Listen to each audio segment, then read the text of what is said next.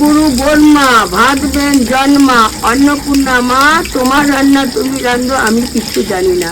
সীতায় রান্ধে লক্ষণে কোটে, অন্নপূর্ণা মা তোমার রান্না তুমি রান্ধো আমি কিছু জানি না।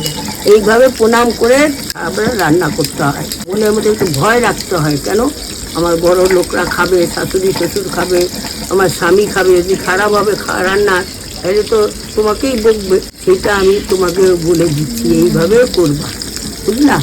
ঠাকুরের উপরে ভরসা করে সব রান্না করতে হয়, তবেই ভালো হয়। আমরা কিন্তু রান্না করার সময় মন নানান কাজে থাকে।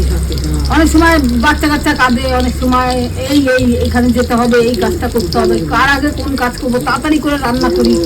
যখন এই ঠাকুরের নামটা করে রান্নাটা করা যায় না, রান্না তুমি যেভাবেই করো, বলেন না দেখবা বৈষ্ণব সবার রান্না খুব খুব ভালো হয়, ভোগের রান্না খুব ভালো হয়।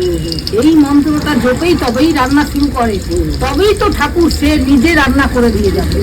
আমরা কিন্তু কিচ্ছু না, এছাড়া কিচ্ছু হবে না।